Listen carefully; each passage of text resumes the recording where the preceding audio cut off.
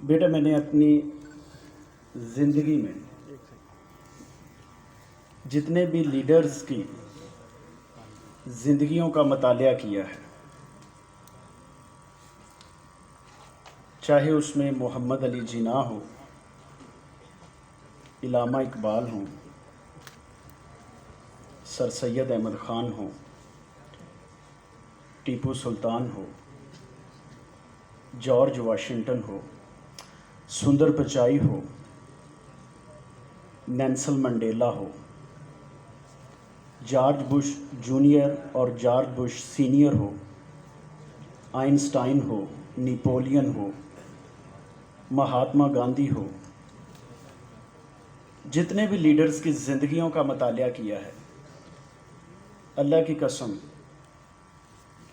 محمد رسول اللہ صلی اللہ علیہ وآلہ وسلم سے بڑھ کر آج تک کسی لیڈر کو میں نے نہیں دیکھا۔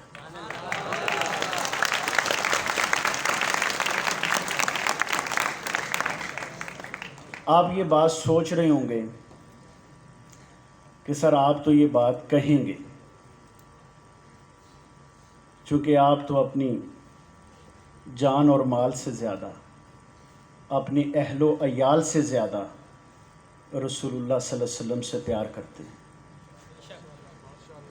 لیکن یہ سٹیٹمنٹ جو میں نے آپ سے کہی ہے، یہ مسلمان ہی نہیں، دنیا کے اوپر لاکھوں کی تعداد میں جو غیر مسلم سکولرز ہیں، وہ محمد رسول اللہ صلی اللہ علیہ وآلہ وسلم کو the greatest man of the human being کے نام سے جانتے ہیں۔ آپ آج گھر جانے کے بعد ہارٹ کو سٹڈی کیجئے گا، گوگل اور یوٹیوب کے اوپر اس کا بہت زیادہ ڈیٹا مل جاتا ہے۔ یہ ایک ہسٹورین تھا، میتھمیٹیشین بھی تھا۔ اس نے اپنے ٹائم کے اندر ڈیفرنٹ ہسٹورینز کو اکٹھا کیا اور دا 100 پروفاؤنڈڈ پرسنالٹیز آف دا ورلڈ کے اوپر اس نے ریسرچ کی، اور ان لوگوں نے اپنی ریسرچ کرنے کے بعد جو فائنڈنگ نکالی، اس میں انہوں نے فائنڈ کیا the prophet Muhammad peace be upon him was the greatest human being of the world. ہال لکھتا ہے کہ میں کرسچن ہوں اور حضرت عیسیٰ کا فالوور ہوں۔ وہ لکھتا ہے کہ عیسیٰ علیہ السلام was not a father but Muhammad was a father۔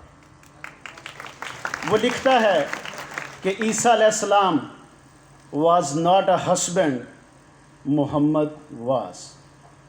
وہ لکھتا ہے کہ عیسیٰ علیہ السلام was not a statesman but Muhammad was a statesman۔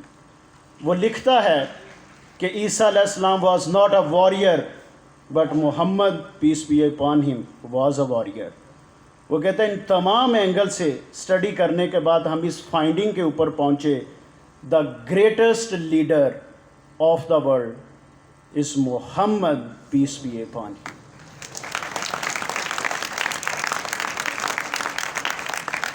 میں اپنی پہلی سٹیٹمنٹ کی طرف آتا ہوں، وما ارسلنا الا رحمۃ للعالمین۔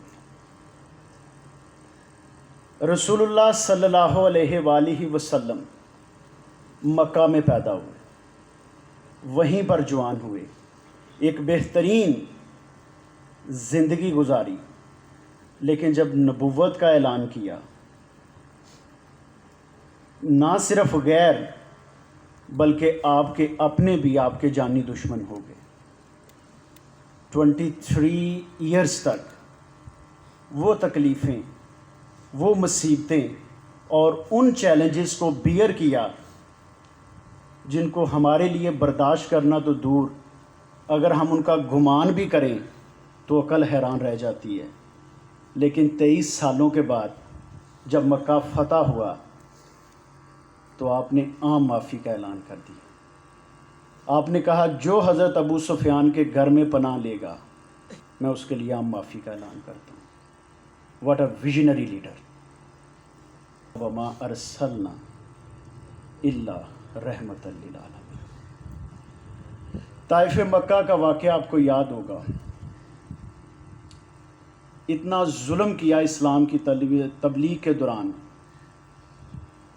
आई बिलीव कि हम सभी ने इस वाक़े को सुना होगा, मैं उसको मुख्तसर करता जाऊंगा। इतना जुल्म किया कि आसमान के फरिश्ते तक जो है रो पड़े।